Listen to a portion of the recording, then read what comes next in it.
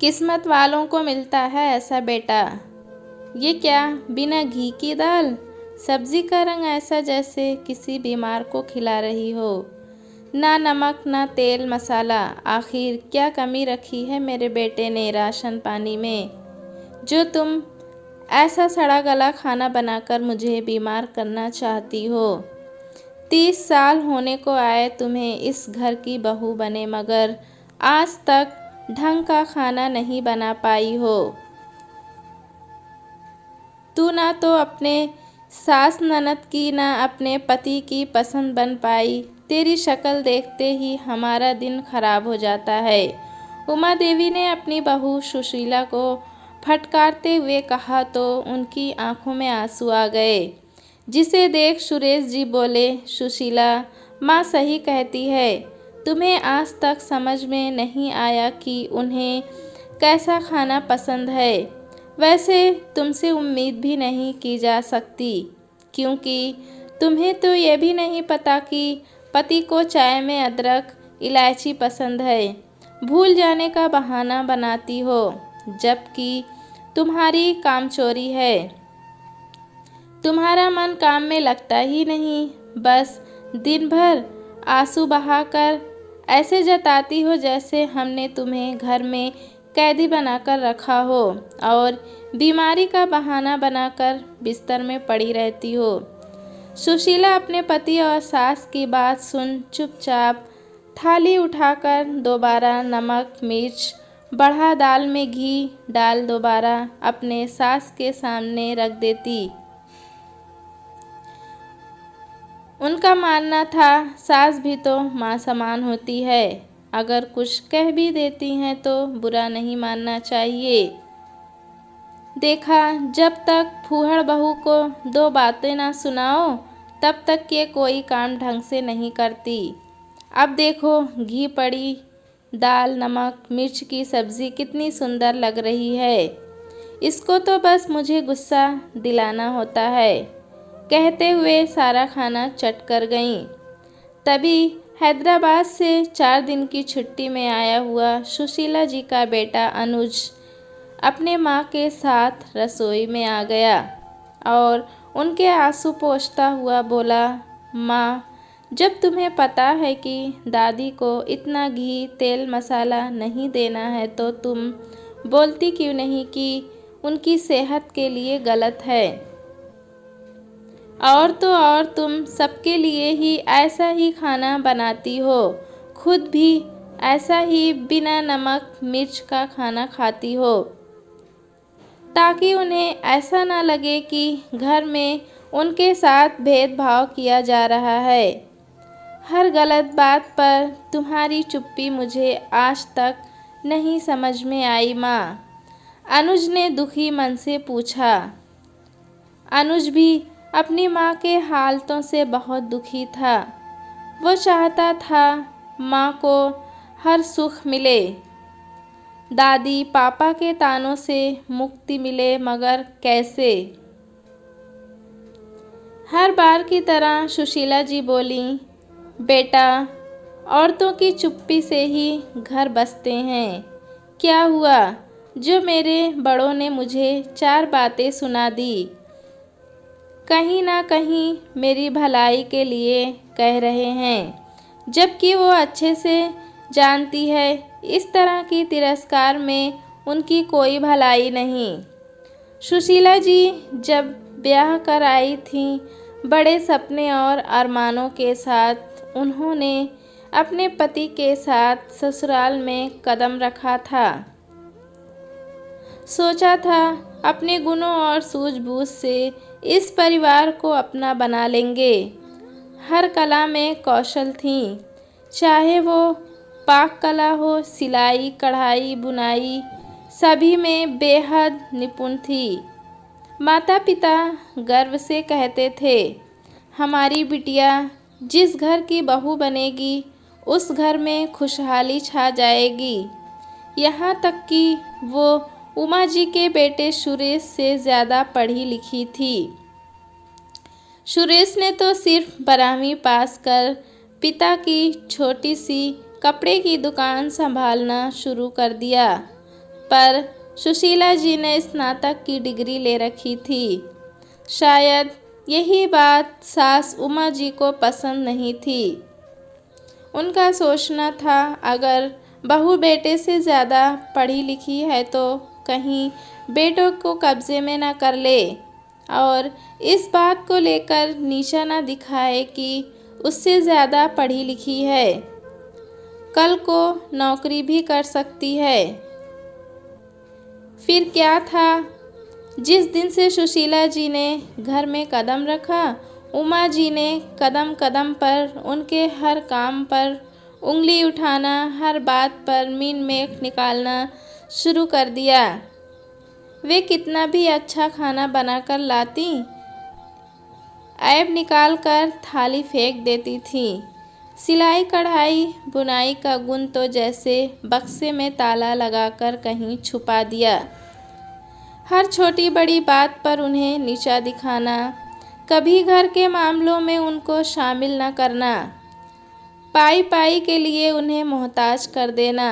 बस उनकी सास ने उनके साथ यही किया, जिसमें उनके बेटे सुरेश जी ने भी उनका पूरा साथ दिया। आखिर वे श्रवण कुमार जो थे, उन्होंने ये बात अपने मायके में भी नहीं बताई, क्योंकि माँ की शिक्षा थी, अब ससुराल ही तेरा घर है और अगर वो तुझे कुछ बोल देते हैं तो चुपचाप सुन लेना। हम औरतों की चुप्पी से ही घर बसते हैं बेटा। शादी के 1 साल बाद जब अनुज उनकी गोद में आया तो वो सब कुछ भूलकर अपने बेटे में खो गईं। अपना तो उन्हें अपनी किसी निपुणता के बारे में याद था, ना ही उन्हें अपने आप को साबित करना था। वे तो बस अपने बच्चे के पालन पोषण में लग गईं, जिसे जो कहना था सब कहते रहे। उन्होंने सभी बातें एक कान से सुन दूसरे कान से निकाल दी थी। उनके विरोध न करने के कारण परिणाम ये हुआ कि उन पर होते मानसिक अत्याचार का पारा चढ़ता ही चला गया। काश उन्होंने पहली बार में ही रोक दिया होता तो आगे इस तरह की नौबत न आती, मगर क्या करें, उन्होंने खुद हालातों के साथ समझौता कर लिया था। वो तो बस अनुज को अच्छी शिक्षा और एक बेहतर इंसान बनाने में जुट गई थीं। उन्होंने कभी किसी की बुराई नहीं की, सिर्फ उसके बारे में सोचा और अपने बेटे का चरित्र निर्माण करने में कोई कसर नहीं छोड़ी। मगर ये बात भी उमा जी को बिल्कुल पसंद नहीं आई। उन्होंने 10वीं से ही अपने पोते को हॉस्टल भेज दिया। उन्हें डर था कहीं बहू ने पोते को उल्टी पट्टी पढ़ा दी तो कल को ये बच्चा हमारे व्यवहार का विरोध न करने लग जाए। सुशीला जी ने बहुत रोका कि कम से कम उसे 12वीं तक तो मेरे पास रहने दीजिए, मगर किसी ने उनकी एक बात नहीं मानी।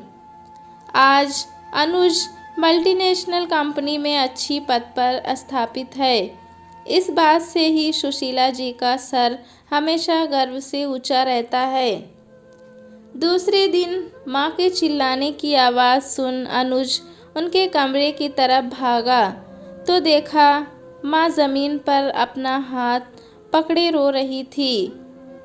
माँ, क्या हुआ? ये हाथ कैसे जल गया? कुछ नहीं बेटा, गरम चाय गिर गई थी। उसने अपने पिता की तरफ देखा तो पिता पूरे दम्भ से पलंग पर भौवें टेढ़ी करके बैठे थे।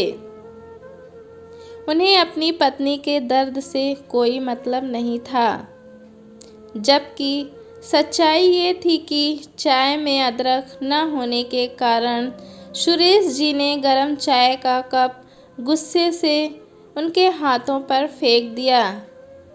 ये बात अनुज को समझते देर ना लगी और वो गुस्से से बोला, मुझे सब पता है पापा, आपने जानबूझकर मम्मी के ऊपर चाय फेंकी है, क्योंकि ऐसा पहली बार नहीं हुआ। उसके सामने भी दादी के कहने पर उसके पिता माँ को धकेल देना, बदतमीज़ी से बोलना, दाल सब्ज़ी खाना फेंक देना, बर्तन पटकना, कभी भी गिलास कटोरी उनके ऊपर फेंक देना, इस तरह के काम करते थे। और धीरे धीरे बात इतनी बढ़ गई कि गरम चाय फेंकने में उसके पिता को ज़रा भी देर ना लगी। हाँ, सही कहा। तो तू क्या कर लेगा? चल जा यहाँ से। 4 दिनों के लिए आया है।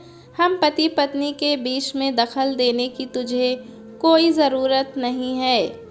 दूंगा दखल। इस नरक में अपनी माँ को अब नहीं रहने दूंगा। चलो माँ, अपना सामान बांधो। तुम्हारा बेटा तुम्हें यहाँ से ले जाने आया है और अब हम यहाँ कभी नहीं आएंगे। बहुत सहन कर लिया तुमने, अब तुम्हें ऐसी ज़िंदगी नहीं जीने दूंगा।